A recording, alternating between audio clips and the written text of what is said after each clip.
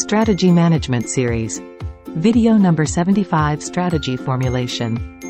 Step 6. Strategy Selection, how to use strategic frameworks and generic strategies.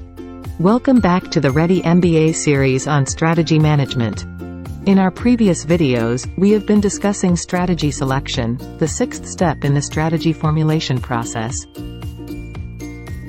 This step consists of identifying and selecting courses of action that a company may choose to achieve its strategic intent, mission, vision, and objectives. In this episode, we will explore how strategic planners can use the various strategic frameworks and generic strategies discussed so far to shape the direction of an organization. We will be using a practical 4-stage model as our guide. This model helps the planning team navigate through different strategies and frameworks, ensuring a well-thought-out approach to align organizational goals with both internal and external factors. We will break down each stage of the model, offering insights into their workings and showcasing their significance in the strategy selection process. Join us as we take a closer look at these stages, uncovering the details of strategy selection and its pivotal role in defining the path forward for organizations. Stage 1. The input stage. Beginning with Stage 1, the input stage, we focus on assembling crucial information for our strategy. This involves a deep dive into the results of both internal and external analysis, and tools like FA, IFE, and CPM matrices. These findings serve as the foundation for the subsequent stages of our strategic process. Stage 2, the matching stage. Moving on to Stage 2, the matching stage, a critical phase where the planning team carefully examines the company's position by integrating internal and external insights. Think of it as a thorough assessment of the company's strategic health, exposing whether it's in a favorable position with robust capabilities and opportunities or grappling with challenges and limited capabilities. In this stage, the planning team has the flexibility to choose from various strategic frameworks discussed in previous episodes, such as the BCG matrix, GE McKinsey matrix, internal-external matrix, the Grand Strategy matrix, Space matrix, and the Shell DPM matrix. These frameworks act like tools that help the team understand the company's unique circumstances. They're like different lenses offering distinct perspectives, allowing the team to navigate through the company's strategic landscape. They are essentially grids that assess the attractiveness of the external business environment or industry against the internal capabilities and competitiveness of the organization. Think of it as analyzing coordinates on a map. Depending on their structure, these grids may have 4 or 9 cells, each indicating a specific strategic position based on the 2 dimensions being analyzed. Some cells indicate positive perspectives for growth, while others highlight challenges that could impact the organization's performance. In between these extremes, there are intermediary positions that the frameworks help categorize. The beauty of these tools lies in their ability to guide the planning team in crafting suitable generic strategies, not just for intermediary scenarios but for any position on the strategic grid. So, in Stage 2, equipped with these strategic tools, the planning team works to understand where the company stands strategically. It involves carefully gathering information to uncover the company's position to be able to identify the most effective and customized strategies to be pursued. Stage 3, identifying appropriate generic strategies. Moving on to Stage 3, the planning team now looks at the company's strategic position, whether it's in a good place, facing challenges, or somewhere in between. At this stage, a variety of generic strategies comes into play. These are practical tools we've discussed before, like Porter's cost leadership versus differentiation, Ansov's diversification, integration, cooperative, acquisition, restructuring, and disruption strategies. Now, the planning team needs to make practical choices. They pick the strategies that make the most sense for the company based on its unique situation. Think of it like selecting tools from a toolbox for a specific job. This decision-making process is guided by the company's strategic intent, mission, and vision, ensuring the chosen strategies align with the overall goals. Visualize this process as a step pyramid with 3 distinct layers. At the bottom, companies make choices about how they want to position themselves in the market, their competitive model. In the middle, they navigate through adaptive responses to internal and external changes. And at the top, they wield dynamic strategies that either propel growth or facilitate strategic contraction. Layer 1 – How companies choose to compete, bottom layer.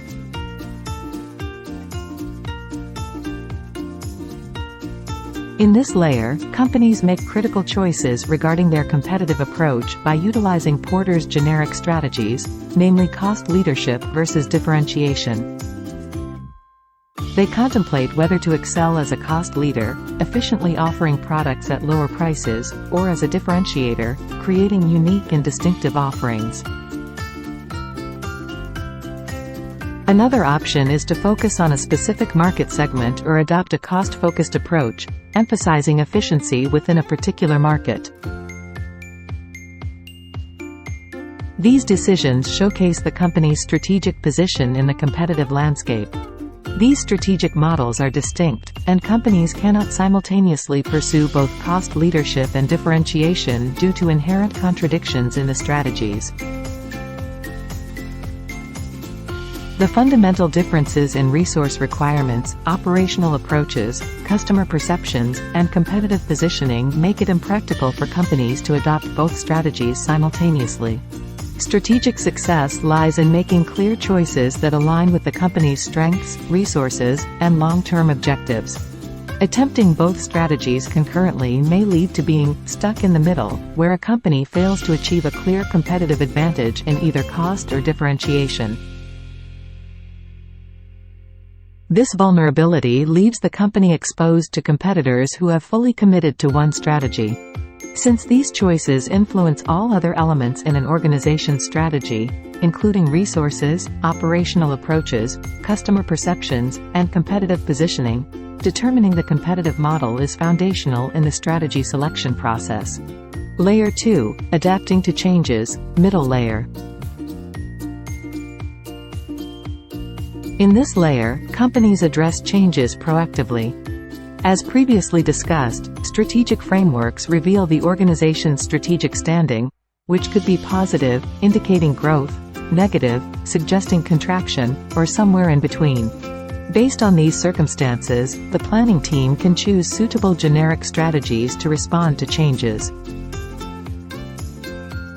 They may consider growth through strategies such as market penetration, increasing sales in existing markets, market development, exploring new markets, product development, introducing new offerings, or diversification, venturing into new businesses.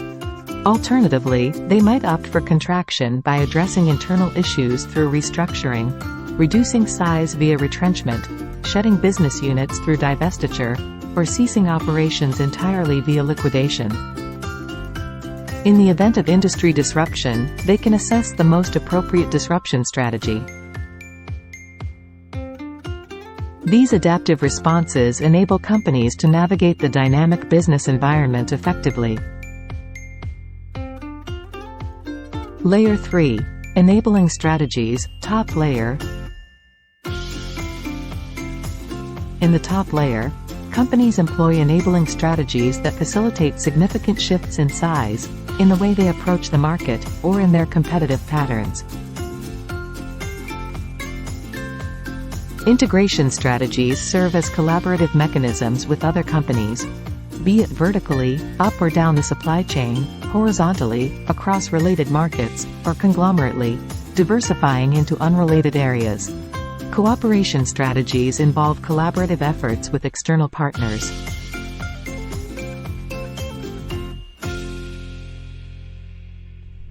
While acquisition strategies center around acquiring other companies.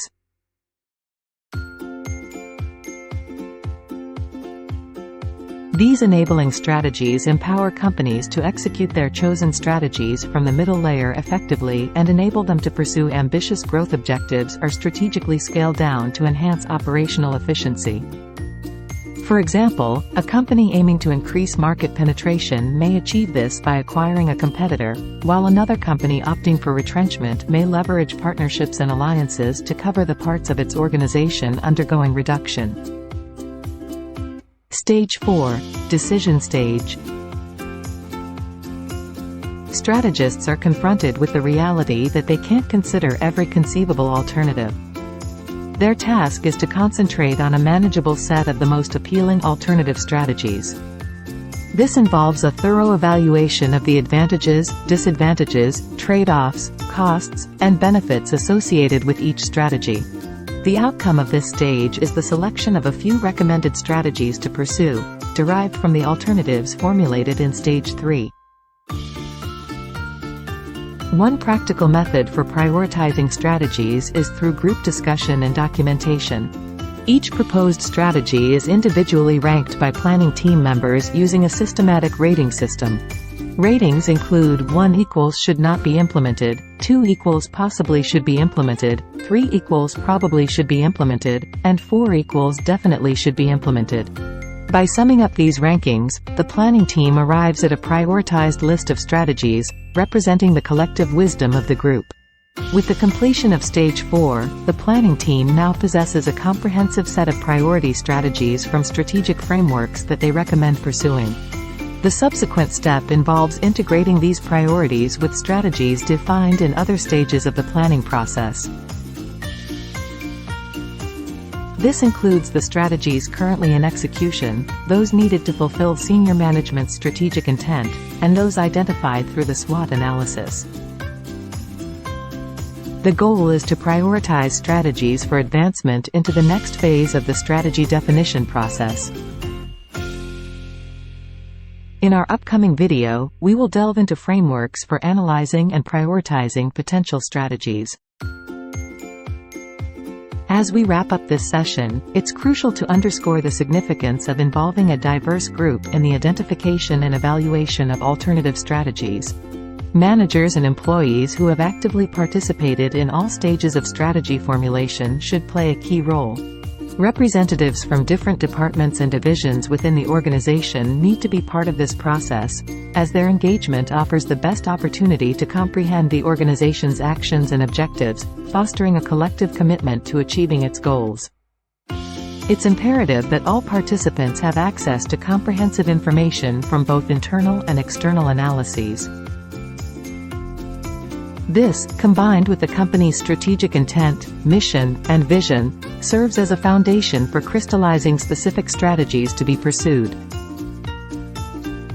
Moreover, fostering creativity among participants during this process is highly encouraged. This collaborative approach ensures a well-rounded and informed decision-making process, enhancing the likelihood of successful strategy implementation. Thank you for joining us today. Stay tuned for more strategy insights, and until next time, happy strategizing.